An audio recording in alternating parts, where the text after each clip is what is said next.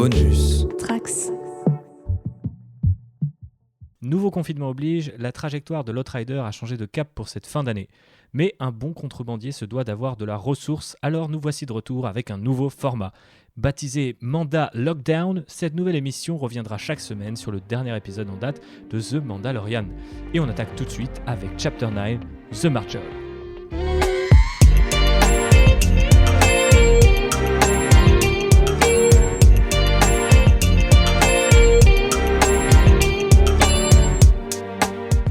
Petit disclaimer avant toute chose, Manda Lockdown est une émission 100% spoiler, donc si vous n'avez pas encore vu la première saison de The Mandalorian ou The Marshal ou les deux, eh bien il est encore temps d'enfiler votre jetpack pour filer et revenir plus tard. Ceci étant dit, Gibouille et Phobos, je vous propose d'attaquer directement le vif du sujet avec un tour de table, puisque vous m'accompagnez aujourd'hui dans une formule un petit peu classique. Mes contrebandiers les plus fidèles sont là aujourd'hui pour vous parler de ce chapitre 9. Qu'est-ce qu'on en a pensé du côté de chez JB ? Tiens, on va pas être galant. J'ai trouvé ça un peu faible pour un season première, mais globalement j'ai trouvé que c'était un bon épisode. Tu vois, si on remet en perspective de ce que j'avais pas trop aimé sur la première saison. Je vous invite d'ailleurs à aller écouter, si vous ne l'avez pas fait, notre podcast bilan de la première saison de Mandalorian. Mais j'ai trouvé que c'était un bon épisode avec un petit ventre mou, en fait, sur tous les espèces d'allers-retours qu'ils font dans le désert au milieu d'épisodes. On va voir l'espèce de serpent, on va voir les hommes des sables, on retourne voir les gens du village, on retourne chasser le serpent. Je trouvais que cette partie-là, elle était un petit peu molle. Mais sinon, le personnage secondaire qui est introduit dans l'épisode est cool. La scène d'intro où The Mandalorian il joue à Batman, elle est hyper sympa. Et le combat contre le ver des sables à la fin est marrant. Et puis le petit easter egg, donc je sais pas s'il y aura des suites par rapport à ce qu'on voit à la toute fin de l'épisode, mais la présence de ce qui semble être le vrai Boba Fett, j'ai trouvé ça sympa, quoi. Eh bien, voilà un très beau tableau brossé par JB en quelques minutes seulement de cet épisode qui durait quand même 50 minutes, il me semble. Donc, je crois que c'est l'un des plus longs qu'on ait jamais eu. Mais justement, par rapport à tout ce contenu, Phobos, toi, qu'est-ce que tu en as pensé ? Alors moi, globalement, j'ai plutôt bien aimé cet épisode. Après, je suis d'accord avec JB. Je pense que c'est peut-être un poil faible pour un season première. Et en fait, c'est marrant parce que, oui, effectivement, il a des défauts. Je le trouve très... c'est vraiment très naïf et tout, mais c'est charmant. Voilà, c'est charmant. On a envie de se laisser embarquer dans cette facette, pour le coup, très disneyienne de Star Wars. Et aussi, j'ai été très séduite par Timothy Olyphant dans tous les sens du terme. On va revenir sur Cobb Vanth et son alter ego, donc Timothy Olyphant, juste après. Et avant ça, mon avis. Pour ma part, j'étais très content de retrouver un petit peu ma dose hebdomadaire de Star Wars. J'en ai déjà beaucoup discuté de cet épisode avec Vesper sur son Twitch. Donc si vous pouvez aller passer, lui faire une petite vue de plus sur son replay, c'est très cool. Mais en gros, pour faire simple, moi j'ai trouvé que ce premier épisode de la saison 2 jouait un petit peu avec les instruments qui avaient été trouvés dans la saison 1, jouait un peu plus fort, un peu plus grand, parce qu'il y a un changement de format à un moment, il y a quand même une notion d'échelle qui est quand même assez appréciable, je trouve, après la saison 1, qui restait globalement plutôt très intimiste, même dans son final. Donc je trouve ça assez cool qu'on ait vu une dizaine de personnages à l'écran, des vrais acteurs, et pas forcément juste du numérique, même si on sait qu'ils tournent sur ce fameux volume, cet écran qui projette le décor en temps réel.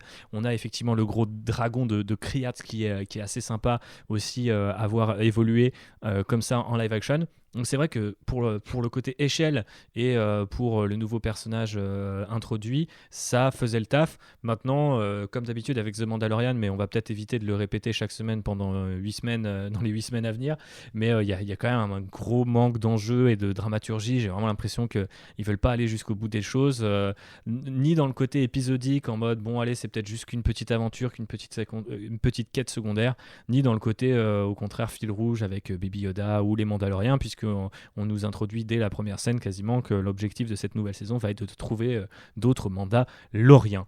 Voilà pour notre avis de manière générale. Passons maintenant aux petits trucs qui vous ont marqué, que vous avez les plus aimés. Alors peut-être, je sais pas, des scènes, des répliques, des révélations. Bon, pour l'instant, on n'en a pas eu énormément. Ou au contraire, des petits trucs qui vous ont fait tiquer en mode c'est quand même un peu de cheapos ou un petit peu par-dessus la jambe. Est-ce que toi, JB, tu as été un petit peu soit conquis par un élément en particulier ou soit un petit peu tu t'es senti senti un petit peu délaissé par un autre? Comme j'ai dit, en fait, moi j'ai vraiment bien aimé l'intro de l'épisode avec ce combat, cette espèce de club clandestin avec le combat de Gamoréen, la mafia et tout. Et puis le moment où il sort l'arme mandalorienne et où il y a Baby Yoda, tu sais, qui s'enferme dans sa petite capsule parce qu'il sait ce que c'est cette arme-là. Ça, j'ai trouvé ça marrant. Et puis après, le côté, quand il course le mec dans la rue, qu'il l'attrape avec son lasso, qu'il le tire et qu'il l'attache à cette espèce de lampadaire, vraiment le fan de Batman en moi il était content, et puis même c'était là, et franchement c'est une scène de Batman, tu vois, c'est pas une scène de Mandalorian. Je trouvais que l'intro était assez solide et ouais, ça lance comme tu disais les enjeux pour la saison, et moi ça me va, tu vois, franchement, si la saison elle a un enjeu un peu plus fil rouge que la saison 1 où t'avais des petits épisodes qu'on appelle filler entre guillemets qui servaient pas à grand chose. Là, on sait que voilà, son but ça va être de retrouver des Mandalorians. Bon si il avance un peu dans sa quête tous les épisodes, même si il avance pas beaucoup, je trouverais ça un peu plus intéressant que la structure de la première saison. Et après, j'ai bien aimé. Alors quand on m'a dit on retourne sur Tatooine, j'étais là, putain, ok, encore. Sauf que ça m'a fait plaisir de revoir la mécano. Et ça me donne en fait de l'espoir sur le cast de personnages secondaires et l'espèce de galaxie de personnages qui entourent le personnage du Mandalorian qu'ils sont en train de créer, en me disant qu'ils vont revenir, tu vois. Et si dès là, ils commencent à te faire revenir un personnage de la saison 1, même si c'est pour une scène, tu vois, la scène elle est sympa, il y a le coup des droïdes, et tu vois que Mando il a quand même évolué par rapport à la première saison, parce que maintenant les droïdes, suite au IG qu'il avait rencontré avant, il les tolère un peu plus, tu vois. C'est très léger, mais tu sens une petite évolution au fur et à mesure. Ça m'a bien plu.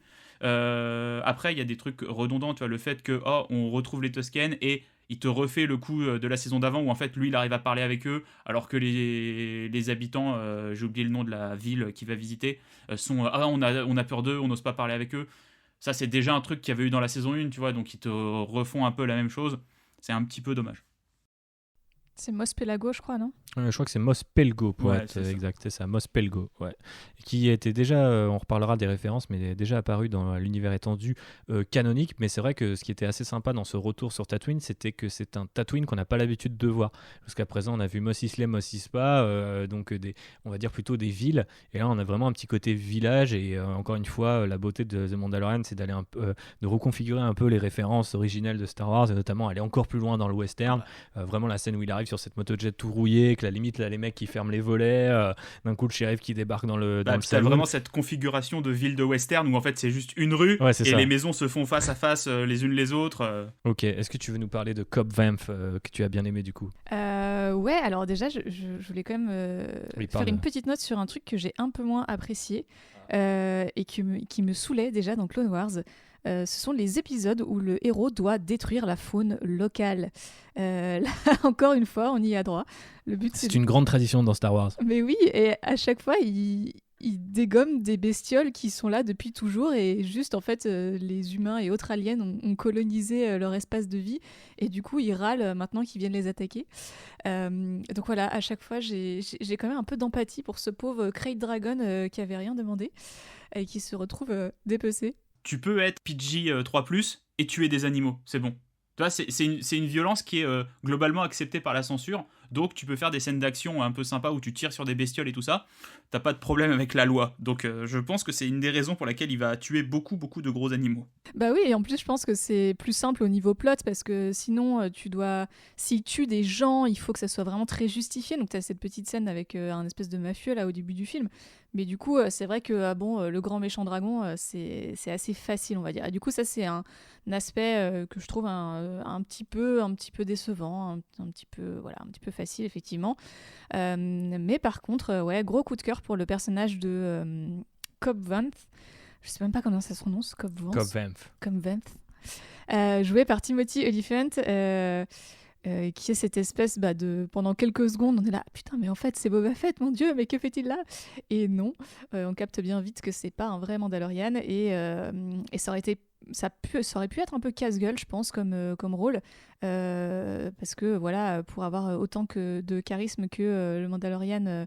il faut quand même se lever tôt, et on l'avait déjà vu dans la première saison, il y avait certains personnages secondaires qui vraiment... Ouais, je suis d'accord avec toi. Je pense que tu penses à ce chasseur de primes débutant du fameux épisode sur Tatooine. Il était claqué, lui. Tout à qui fait. était vraiment claqué, mais pour le coup, moi je voulais brièvement te couper pour dire que plus le temps passe, et moins je trouve que le Mandalorian a du charisme par rapport aux personnages qui l'entourent en fait. Le fait qu'il garde le casque, que cette armure soit lisse, sans couleur, etc., qu'il soit accompagné d'un Baby Yoda qui est craquant, ou de persos généralement plus badass ou plus expressifs que lui, fait que moi par exemple dans l'épisode je me suis contrefoutu de Din Djarin, mais alors comme de la dernière pluie, tu vois, genre moi j'étais sur Cobb Vanth, tu vois, j'étais en mode si c'est lui le héros de la série, je regarde la saison, tu vois, pas de problème.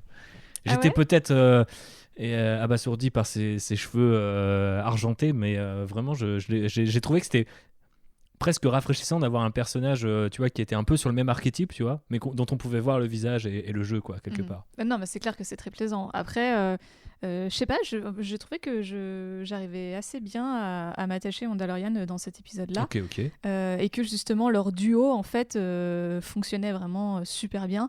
Et d'ailleurs, le fandom s'est très vite emparé du personnage. Et pour la petite anecdote, je cherchais sur AO3, donc qui est un gros site de fanfiction, hier au soir, s'il y avait déjà des fanfictions avec ce personnage. Il n'y en avait pas. Et ce matin, à mon réveil, il y en avait déjà 2 ou 3. Donc c'est pour vous dire la rapidité des fans à s'emparer du perso et de sa relation avec Din Djarin, parce que bien entendu, tout le monde les ship en tant que couple. Allez, c'est parti. Allez. Et ça montre quelque part la réussite du personnage et de la dynamique en fait avec le Mandalorian, qui, on va pas se mentir, fait tout l'intérêt de l'épisode, qui sinon serait assez oubliable, quoi. Ok. Un autre truc sur lequel vous voulez revenir, en bien comme en mal. Moi, je sais que j'imagine que c'est aussi pour accentuer le fait que ce n'est pas vraiment Boba Fett, mais quelqu'un qui porte son armure. Je trouvais que la gestion des costumes dans cet épisode-là en particulier était parfois assez étrange. Il y a 2-3 villageois qui ressemblent plutôt à des soldats rebelles, et il y a cette guilde minière, si je dis pas de bêtises, qui prend possession du saloon. Et il y a un de leurs gars qui porte son casque de travers, et j'ai vraiment trouvé que par moments c'était quand même un petit peu traité par-dessus la jambe. Le costume de Cobb en lui-même va pas chercher très loin. Il a les mitaines d'airsoft que vous trouvez en tapant sur votre moteur de recherche préféré. Donc j'ai toujours quand même des petites des petits griefs comme ça envers la direction artistique qui, j'ai l'impression, parfois va pas jusqu'au bout des choses, ou dans les détails, les finitions, on va dire, tout simplement ne fait pas son travail jusqu'au bout.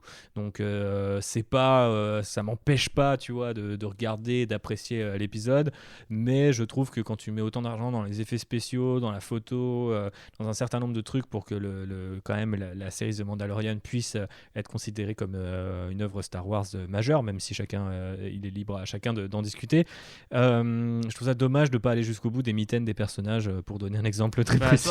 En autre exemple très précis, sur les 2 gardes gamoréens qui se battent au début dans l'arène, dans le Retour du Jedi, ils ont des costumes complets en fait. Les personnages qui sont en gamoréens, ce qui font qu'ils ont une énorme tête, mais ils ont aussi des grosses épaules, des hanches super larges. Là, tu vois qu'ils ont juste des gros casques en fait. Tu vois que le physique des 2 acteurs n'a pas été tant modifié que ça, quoi. Ouais, j'ai même pas fait attention, mais ils n'ont pas des costumes complets, tu vois, donc ils n'ont pas tout à fait la dégaine que sont censés avoir des gamoréens. Après, tu vois, c'est 3 plans au début de l'épisode, c'est pas quelque chose d'important, mais c'est vrai que c'est une petite attention au détail qui peut ils font tellement gaffe à te mettre des petits easter eggs, à te mettre des trucs comme ça, que sur les détails où tu dis pas ah là on me fait un clin d'œil, c'est un peu dommage de les délaisser aussi. Ouais, et puis même sur l'action et tout, je trouve que justement cette scène où il va dans ce combat de boxe clandestin, c'est pareil, t'as une espèce de micro-combat au corps à corps, et c'est pareil, il pourrait toujours avoir un petit mouvement, un petit truc qui est suffisamment propre pour te dire ah ouais, ils ont pas des moyens de ouf, mais ce mouvement-là ou ce plan, il était sympa, et je trouve que ça va jamais chercher très très loin dans la mise en scène, et c'est un petit peu dommage, surtout quand t'as Jon Favreau à la réalisation pour cet épisode. Mais bon, j'imagine que là c'est peut-être une question de budget qui joue. Après, est-ce que Star Wars bien sûr est tenu à un budget, mais bon, je pense qu'il pourrait quand même un peu lâcher du lest à The Mandalorian vu le succès que ça a pu être l'année dernière. Revenons maintenant du coup sur les easter eggs et les références dont tu parlais JB, également aussi les caméos, parce qu'on a vu quelques personnages, quelques acteurs assez sympas. Timothy Olyphant, on l'avait vu dans Deadwood, et on n'insistera peut-être pas tout de suite sur ce perso. Il y en a d'autres dont je voulais parler. Je ne sais pas si vous avez reconnu la voix de Gore Koresh, qui est l'espèce de cyclope qu'on a au début de l'épisode. Moi, elle me disait quelque chose, donc j'ai été chercher, je ne l'ai pas reconnu tel quel, je n'ai pas ce talent, mais je ne sais pas si vous avez cherché ou reconnu JB Phobos. Non ? Ah non, pas du tout. Ok. JB non Pareil, plus ? Ok. en fait, quand j'ai vu son nom en générique, ça m'a dit quelque chose, et il a fallu que tu m'envoies le programme pour que je me rende compte de qui était cette personne. Voilà, donc la personne en question, c'est John Leguizamo, qui joue notamment dans John Wick. C'est le garagiste de John Wick. Et si vous avez vu le John Wick premier du nom, vous voyez très bien la tête qu'il a. Il a une petite tête de gangster plutôt sympa. C'est un second couteau qu'on voit dans pas mal de films d'action depuis des années, voire des dizaines d'années. Et c'est un mec qui est typiquement dans le genre de profil que The Mandalorian a casté dans la saison 1 et va caster dans la saison 2 si les rumeurs s'avèrent vraies. En l'occurrence, on avait eu la rumeur de Cobb Vanth et de Timothy Olyphant. Donc on peut s'attendre à ce que toutes les autres rumeurs, mais on les listera pas ici parce que JB a fait l'effort de ne regarder aucun trailer et d'être exposé à le moins d'informations possible. Mais c'est vrai que du coup, on peut s'attendre à d'autres guests de qualité. Le guest le plus balèze en termes de taille, c'était bien sûr le dragon de Kriyat, ou le Kriyat Dragon. On voyait son squelette dans le premier épisode de Star Wars en 77, donc quelque part il a toujours existé, en tout cas dans le côté un petit peu encyclopédique de Star Wars, et il n'avait pas de pattes, même si par la suite, dans un certain nombre notamment de jeux vidéo, puisque je crois que sa première apparition remonte à un jeu que j'aime beaucoup, qui est en gros le Age of Empires de Star Wars, c'est Galactic Battlegrounds. Il y avait des dragons de Krayt, du coup, ou de Kriyat, on va le prononcer pour éviter du coup ou Krayt. Krayt Dragon. Mais non, mais on peut pas dire Krayt Dragon alors qu'il y a déjà une planète qui s'appelle Krayt, tu vois. Dans Star Wars, c'est forcément une autre prononciation, tu vois. Je ne sais pas, moi ça me perturbe. Bref, du coup, ce qui me perturbait aussi, c'est qu'il me semble qu'il avait des pattes, et effectivement, dans ce jeu vidéo, il était représenté avec des petites papates, mais il n'y en avait pas sur le squelette. Donc, quelque part, peut-être que l'univers étendu du passé n'était pas, on va dire, cohérent avec ce qui avait été développé dans les films. Là, on a plutôt une sorte de ver ou de requin, donc c'est plutôt marrant. Et ils ont été chercher très loin dans les détails, puisque à la fin, les Tusken découpent ce pauvre dragon et découvrent une perle. Et du coup, il y a une quête secondaire dans Night of the Old Republic à l'époque sur la Xbox, où on pouvait se saigner à trouver cette fameuse perle de dragon. Donc c'est vous dire si du coup The Mandalorian va chercher dans les références très très sombres, voire complètement claquées au sol, puisque je pense notamment à tout ce qui a été fait autour du jetpack de Boba Fett. Je pense que ça vous a pas échappé, les amis, qu'il y a quelques références qui ont été faites de ce côté-là. Bah, t'as le jetpack, t'as la roquette qui fait même référence au jouet qui aveuglait les enfants dans les années 80. Voilà. Voilà, c'est marrant, tu vois, de voir que le jetpack est autant utilisé. Par contre, ce que j'ai trouvé un peu étonnant, c'est que Timothy Olyphant, il a aucun problème à l'utiliser, le jetpack, alors que dans la saison 1, c'était genre un peu l'achievement du Mandalorian de débloquer ça, quoi. C'était la voix du phénix ou un truc comme ça, je ne sais plus comment ils appelaient ça. Ouais, Voilà. mais après, Cobb Vanth, ça fait quand même plusieurs années qu'il a l'armure et le jetpack, donc il a quand même eu le temps d'apprendre à s'en servir. Peut-être s'est-il entraîné dans le désert, effectivement. Pour revenir sur le personnage de Vanth en particulier, il était apparu dans la trilogie Riposte Aftermath en anglais de Chuck Wendig. Du coup, avec des différences, parce qu'il me semble qu'il dessoudait un type pour récupérer l'armure. Après, c'était raconté par quelqu'un d'autre, et là, c'est raconté par lui. Donc, ça peut être deux visions d'un même événement. J'ai vu des gens tout de suite un peu crier à l'incohérence. C'est pas nécessairement le cas, puisque du coup, il y a un côté point de vue à chaque fois qui peut expliquer ces dites différences, et à supposer de toute façon qu'il y ait des incohérences de ce point de vue-là. Soyons un petit peu souples et partons du principe que si l'histoire est cool, on peut quand même enchaîner. Une autre histoire qui se poursuit peut-être, en tout cas, c'est que l'unité R5, qui est un moment, je crois que c'est Vanth justement qui l'appelle, débarque et ressemble comme deux gouttes d'eau à l'unité R5 que Luke a failli acheter dans Un Nouvel Espoir avant qu'elle explose et qu'il faille prendre R2D2. Donc je me suis demandé si c'était la même, je me suis demandé si la ressemblance était voulue ou pas, j'imagine que Oh oui. bah, Parce la que... ressemblance est clairement voulue. Moi, c'est la question que je me suis posée quand on le voit à peine apparaître. Je me suis dit, bah tiens, c'est le droïde de l'épisode 4. Tu vois, Mais est-ce que c'est pas un petit peu con, tu vois, de toujours nous ramener alors pas forcément à cet épisode-là en particulier, mais s'imaginer que tout est tu sais, que cette galaxie est si petite que même le droïde, tu vois, il a eu une destinée de fou et il va retomber sur. Alors je sais qu'on n'est pas sur un Skywalker, on n'est pas sur ce genre de personnage non plus, mais enfin je trouve que les circonstances sont un petit peu faciles pour l'apparition de ce petit droïde, même si c'est un encore une caméo. fois le principe de l'easter egg, tu vois. Bah, c'est la même chose après avec la motojet de Cobb qui est faite avec un bout de pod racer qui ressemble quand même énormément au pod racer d'Anakin. Ouais. Ça aurait pu être un autre réacteur qui fait penser au pod racer, mais non, ils ont pris le même modèle, tu vois. Ouais, Donc, effectivement. Ouais. c'est des easter eggs qui sont peut-être un peu trop appuyés pour des, on va dire, des gens comme nous qui avons vraiment le souci et l'œil pour ce genre de détails et tout ça.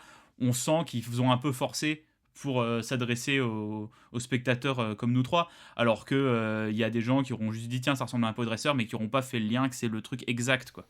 Ouais, effectivement. Bon, après, c'est là où, là-dessus, The Mandalorian a toujours montré une espèce de côté très franchouillard et généreux, voire copieux, tu vois, dans l'easter egg, où ça va chercher très loin, ça va chercher dans des références très obscures, le Holiday Special en tête avec, du coup, l'espèce de fusil fourche qu'a le Mandalorian. Donc, on est quand même habitué, mais c'est vrai que par moments, je trouve ça un petit peu gras ou un petit peu indigeste. Il y a un autre exemple qui est venu à Phobos et je vais la laisser en parler.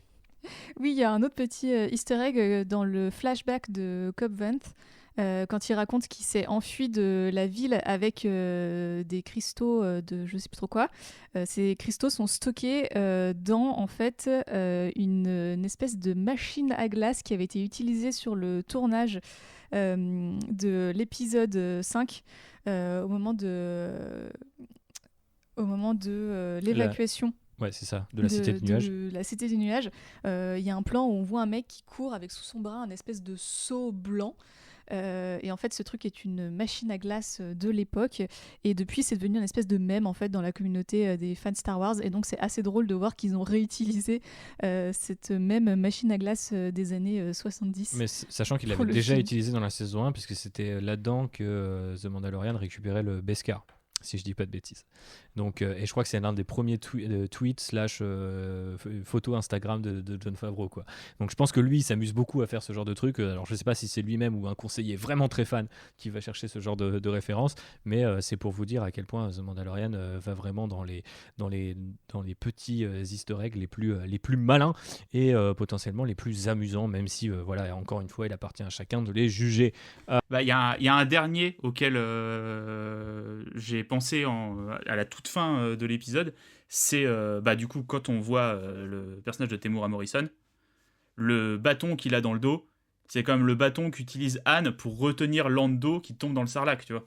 Ah ouais, j'ai pas reconnu, moi j'ai cru Ouais, c'est un espèce voir, de fusil avec une espèce de petite antenne parabolique au bout. Ouais. Et ce truc-là, quand je l'ai vu, je me suis dit mais est-ce que c'est ça? Et j'ai rematé ce matin la bataille du Sarlacc et tout ça, et c'est bien le bâton avec lequel il tient Lando, tu vois. D'accord, ok, putain, ça va chercher du coup très loin, tu vois. Mais en même temps, c'est, on va dire, un petit peu le vocabulaire, tu vois, du retour du Jedi qui est convoqué. On est de toute façon 5-6 ans après le retour du Jedi sur Tatooine, donc c'est pas non plus ultra déconnant, dirais-je. Mais ouais, effectivement, ça va un petit peu loin. Ouais, il me semblait bien que j'avais déjà vu ce truc-là. Moi, j'étais persuadé que c'était plus, tu sais, l'espèce d'armes de corps à corps qu'on les Tusken, mais il a l'air d'avoir deux trucs, et il y a le fusil et il y a effectivement ce truc là. D'accord.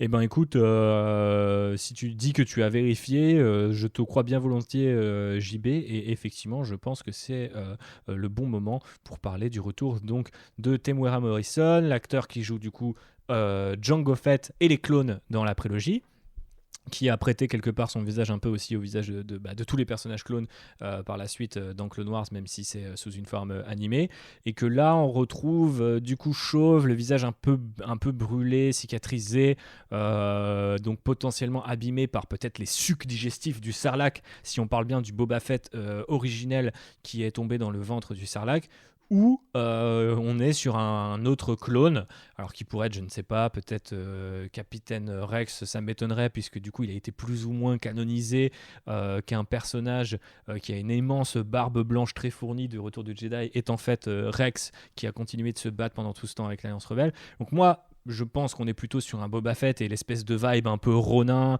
samouraï / ermite, cow-boy caché dans le désert avec son espèce de bure et ses 2 armes me renvoie plus une espèce de Boba Fett plus ou moins à la retraite. Je ne sais pas ce que vous avez vu dans ce dernier plan, qui d'ailleurs est vraiment un dernier de dernier plan, quoi. C'est en mode, ça a presque rien à voir avec le reste de l'épisode, c'est juste là pour te dire, ah ouais, peut-être que lui il va revenir aussi et peut-être qu'on va en parler. Donc votre avis là-dessus et vos théories par ailleurs. JB. Moi je pense que c'est le vrai Boba Fett. Hein. En fait, je vois pas l'intérêt de venir complexifier ce truc-là, tu vois. Ouais. On est déjà... l'armure de Boba Fett est sortie du Sarlacc, ça implique que Boba Fett est sorti du Sarlacc. Sauf si le Beskar peut pas être digéré et que le Sarlacc il a fait caca, mais là ça va trop loin, tu vois. Le fait qu'il ait le fusil qui rappelle le retour du Jedi et tout ça, c'est Boba Fett. Après, est-ce que on va le revoir dans les autres épisodes, ou est-ce que c'est juste, tu vois, un petit caméo et un petit truc qui explique pourquoi on a retrouvé l'armure. Ça implique qu'il l'a entre guillemets abandonné. Donc est-ce qu'il a abandonné son héritage de Mandalorian suite à la défaite qu'il a vécu dans le Retour de Jedi pour se consacrer à autre chose dans la vie, ou est-ce qu'il se passe d'autres choses qui pourront être racontées par un comics ou par d'autres trucs de l'univers étendu. Je sais pas si ça va mener à quelque chose, en tout cas sur la série.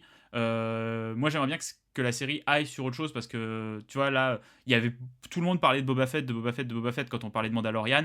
J'ai envie de dire, tu vois, ça y est, on l'a vu, il est vivant, il est là, il a peut-être refait sa vie. Passons à autre chose et voyons d'autres choses de la vie du Mandalorian de la série, donc de Jyn, tu vois. Ok, donc t'as pas forcément envie qu'on continue à en apprendre un peu plus sur ce Boba Fett à la retraite. Je trouverais ça dommage en fait, parce que pour moi ça mettrait la lumière sur le Mandalorian qui est pas censé être le héros de la série, donc c'est encore un peu diminuer l'importance du personnage principal, déjà qu'il en a pas énormément. Ouais, je comprends ta théorie. Moi, c'est vrai que je serais très client d'une nouvelle filonnade après le Boba Fett jeune de Clone Wars, qui est pas du tout l'image qu'on pouvait attendre du Boba Fett tel qu'on l'imaginait entre les lignes de la trilogie originale. Donc, je serais plutôt client de ce côté un peu Ronin qui doit reprendre le chemin, tu vois, du credo mandalorien pour aider Din Djarin, etc. Mais comme tu le dis, effectivement, s'il redevient Boba Fett tel quel avec le costume qui va bien et tout, c'est sûr qu'après si t'as des affiches en saison 3 avec tous les Mandaloriens trop stylés et Din Djarin en Beskar chromé au milieu, bon, il aura peut-être moins la classe que les autres et effectivement ça diminuera un petit peu son importance. Est-ce que toi, Phobos, tu as un avis différent d'une autre sur cette question Boba Fettienne? Alors moi, j'en ai pas grand-chose à faire de ce caractère de Boba Fett. Donc, de ce caractère. De ce personnage, pardon, Mhm. je mélange mes langues. Donc, oui, pour faire un caméo, pourquoi pas, mais j'ai pas spécialement non plus envie qu'on explore sa life. Enfin, voilà. Ok, est-ce que vous êtes plus partant pour retrouver Cobb, parce qu'il y a quand même une petite réplique auprès du Mandalorien qui nous dit « Ah, j'espère que nos chemins se recroiseront », qui laisse à penser que peut-être la série pourrait reprendre un peu la formule de sa première saison où des personnages comme Cara Dune revenaient dans les derniers épisodes au moment où on avait besoin d'eux. Tu castes pas un mec avec une chevelure aussi soyeuse pour le faire que sur un épisode, tu vois. Ouais, ok, moi, ça m'intéresserait de le revoir, parce que il y avait quand même une bonne vibe entre les deux personnages, ça marchait bien, et ça donne un espèce d'équivalent au Mandalorian, tu vois, alors que les personnages qu'il avait avant, qui l'accompagnaient, étaient quand même assez différents de lui. Là, il y a quelqu'un qui lui ressemble un petit peu plus, donc t'imagines que l'association entre les deux personnages serait un peu plus justifiée. Après, est-ce que le personnage de Cobb va vouloir, je sais pas, quitter Tatooine et faire d'autres choses que juste rester marshal de sa ville ? Je sais pas. Ok, mais bon après, ça se trouve, tout ça va se terminer sur Tatooine entre Mandaloriens et gens qui se connaissent. On verra bien.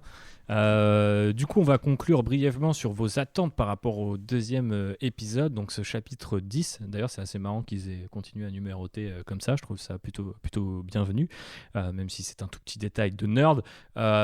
Qu'est-ce que vous avez envie de voir ? Est-ce qu'on reprend sur ce côté un petit peu quête secondaire, mais quelque part, on s'en fout un peu du voyage, c'est quand même toujours l'objectif qui compte. Moi, c'est un petit peu cette formule qui a tendance à m'agacer dans The Mandalorian, parce que on te donne toujours l'objectif avant même que tu l'aies, donc on sait qu'il doit récupérer l'armure très tôt, on sait où elle est, on se rend très vite compte qu'il doit rencontrer un autre Mandalorien et que là, ça n'en est pas un, donc il va aller vers une autre planète, une autre idée, un autre personnage. Ou alors du coup, est-ce qu'on garde cette formule-là quitte à ce que du coup le voyage soit potentiellement plus intéressant que sa destination, ou est-ce qu'on oublie complètement et on retombe dans les épisodes par exemple je sais pas 5 et 6 de la saison 1 où en fait on n'avançait pas du tout sur la question fil rouge, ou est-ce qu'on va à fond dans le fil rouge? Il y a trois solutions. Qu'est-ce qu'on fait, Phobos? Qu'est-ce qu'on veut? Qu'est-ce qu'on veut? C'est une bonne question. Moi, ça me dérange pas, ce côté un petit peu aventure de la semaine et tout, surtout vu le ton de la série qui, pour l'instant, a l'air assez gentillette, quoi. Enfin, je trouve que ça détonne un petit peu d'ailleurs avec la fin de la saison précédente. Après, si je me souviens bien, sur la première saison, il y avait déjà eu un peu cette progression en fait où ça commençait de manière assez douce, on va dire, pour finir vraiment sur beaucoup de plots et beaucoup plus d'action. Donc, je ne sais pas si cette saison va suivre le même chemin. En tout cas, moi, ça me dérange pas, ce côté, une aventure, une petite aventure par semaine. Après, ça fonctionne que si le cast secondaire est à la hauteur. On l'a vu en saison 1, hein. Là, Timothy Olyphant, ça fait toute la différence. Ah ben, mais c'est sûr. qu'on se rassure sur ce point de vue-là, si vous n'avez pas eu les rumeurs, et encore une fois, on ne va pas les détailler, mais les noms qui ont circulé sont quand même autrement plus alléchants que ceux qu'on a pu avoir en saison 1. Donc j'imagine que si on a à chaque fois notre personnage secondaire de la semaine, on devrait peut-être avoir passer un cap, en tout cas passer la seconde du point de vue charisme. En tout cas, on espère. Mais effectivement, comme tu le dis, c'est très dépendant du casting secondaire, surtout quand on a un personnage qui n'enlève pas son gaz et ne peut pas discuter avec son principal compagnon qui est Baby Yoda, qui se contente de gazouiller et d'être mignon, ce qu'on apprécie. Ah oui, tout à fait, parce qu'on n'a pas fait de point Baby Yoda dans ce podcast. Et ouais, non, mais c'est un podcast tellement edgy, on parle même pas de Baby Yoda, tu vois. Mais il est toujours aussi mignon et ça fonctionne toujours aussi bien. On le prend pour acquis, Baby Yoda, ça y est, quoi. Ouais. On est des enfants gâtés. Complètement. Et toi, JB, du coup, qu'est-ce que t'aimerais voir dans l'épisode suivant? Alors, je suis pas pour que le gros plot de la série revienne tout de suite, tu vois, parce que ce qui m'avait semblé un petit peu démesuré dans la fin de la saison 1, c'était les moyens de Moff Gideon par rapport au Mandalorian, tu vois, genre il avait tous ses soldats avec lui, il avait toutes ses armes, il avait toute sa batterie de gros guns et tout ça, et du coup, t'étais un peu, les héros peuvent pas faire grand chose face à un ennemi qui est entre guillemets aussi fort, donc ça m'embêterait qu'ils reviennent tout de suite et qu'ils se remettent tout de suite à le chasser.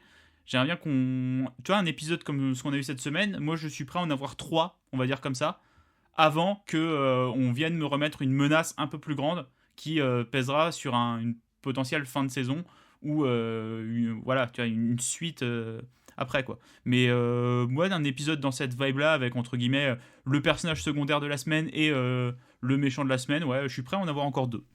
Ok.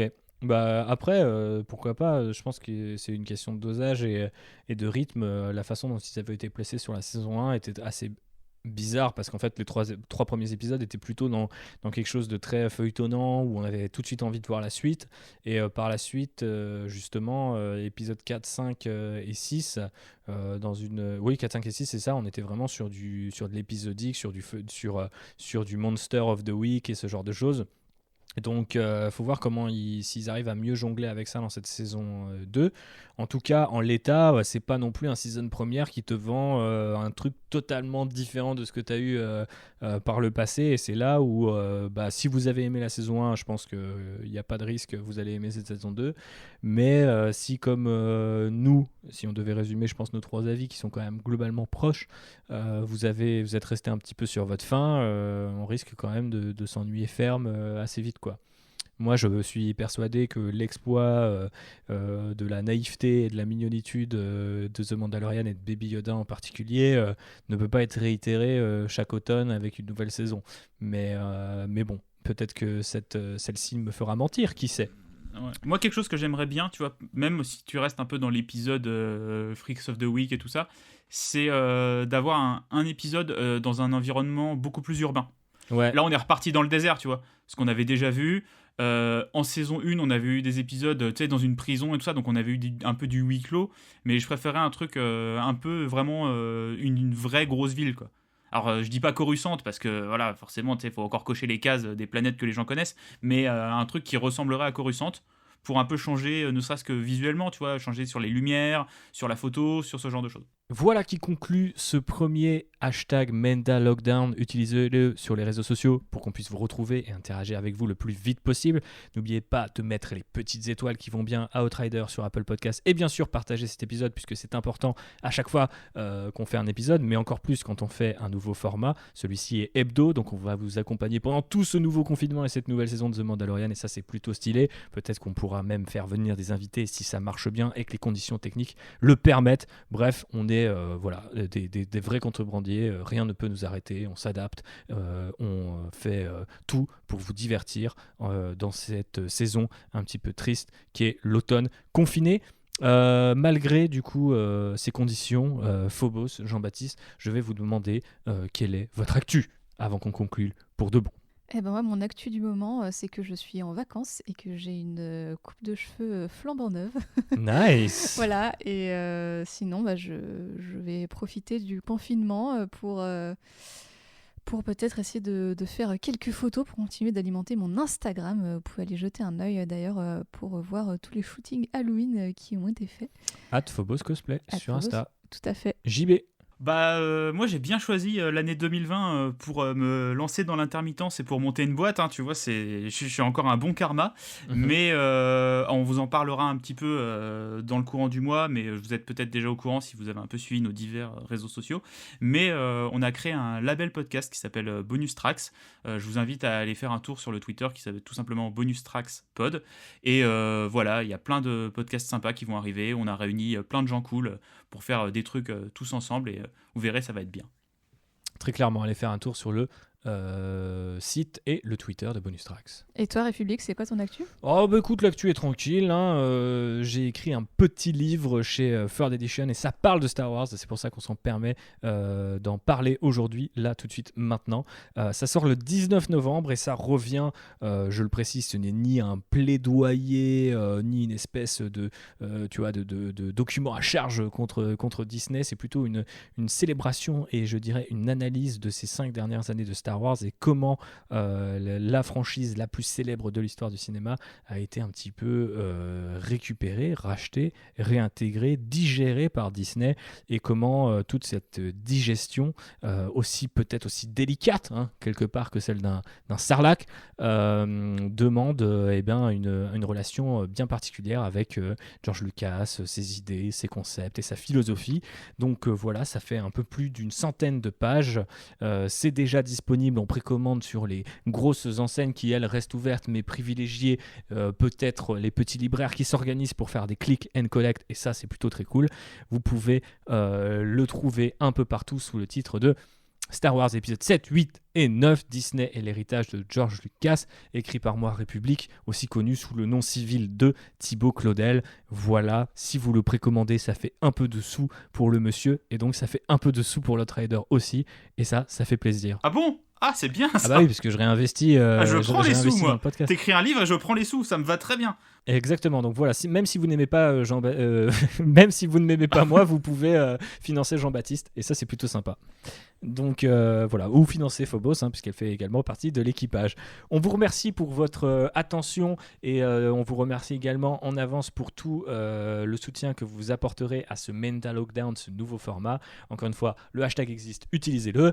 Partagez cet épisode. On se retrouve la semaine prochaine pour le chapitre 10, avec, on espère aussi, un maximum de guests, d'easter eggs et de mignonitudes à grandes oreilles vertes. Je vous fais des bisous et que la force soit avec vous. Gros bisous. À bientôt.